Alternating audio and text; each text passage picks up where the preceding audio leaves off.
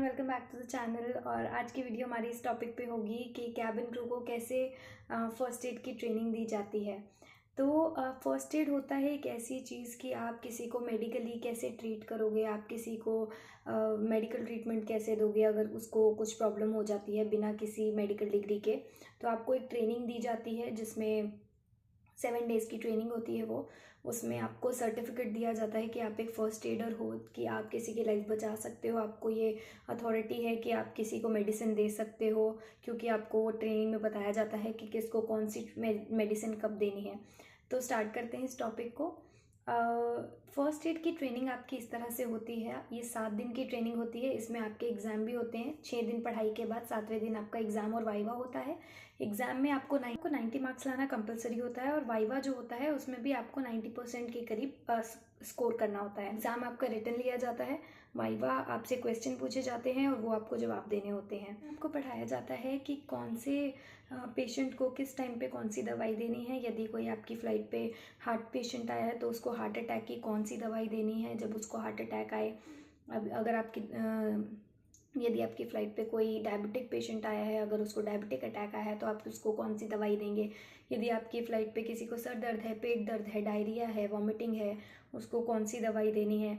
यदि आपकी फ़्लाइट पे किसी की अचानक से सांसें रुक गई हों या दिल धड़कना बंद हो गया हो तो उस समय आपको क्या करना है उसके साथ।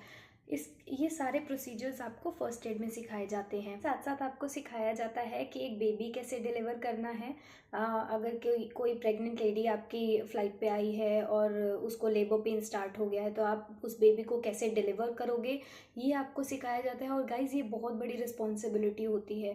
तो इसीलिए, क्योंकि आप लोग पूछ रहे थे कि 90 मार्क्स क्यों लाना कंपलसरी होता है, तो यही एक रीज़न है कि इतनी बड़ी रिस्पॉन्सिबिलिटी आपको अगर मिली है कि आप एक छोटे से न्यू बॉर्न को संभाल रहे हो जो अभी इस दुनिया में आया भी नहीं है, आप उसको हैंडल करने की आपको रिस्पॉन्सिबिलिटी दे दी है। तो मुझे लगता है बहुत बड़ी रिस्पॉन्सिबिलिटी है। क्या मुझे लगता है कि 100 भी बहुत छोटी चीज़ होगी। आपको 100 भी कोशिश करनी चाहिए कि आपको 100 ही आए, क्योंकि अगर इतनी सी भी मिस्टेक हुई तो कोई अपना बेबी खो सकती है आपकी गलती की वजह से। तो इसलिए इसमें 100 भी आए तो भी मुझे नहीं लगता कि इन चीज़ों में मिस्टेक होना एडमायरेबल है, या इन चीज़ों में अगर आपसे मिस्टेक होती है आप जस्टिस कर रहे हो अपनी जॉब के साथ।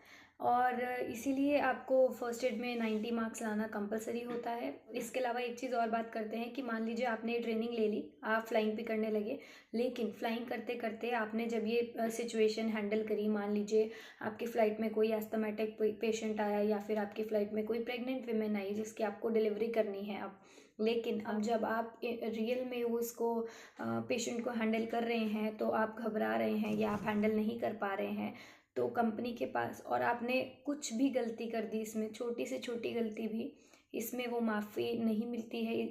इन सिचुएशंस में माफ़ी नहीं दी जाती है। ऐसी सिचुएशंस में किसी भी गलती की, और इस पे कंपनी अपनी तरफ से कोई भी एक्शन ले सकती। इसी के साथ साथ आपको शॉक मशीन यूज़ करना बताया जाता है, ऑक्सीजन बॉटल यूज़ करना बताया जाता है, एम्ब्यू बैग जो सांस देने वाला बैग होता है वो यूज़ करना बताया जाता है।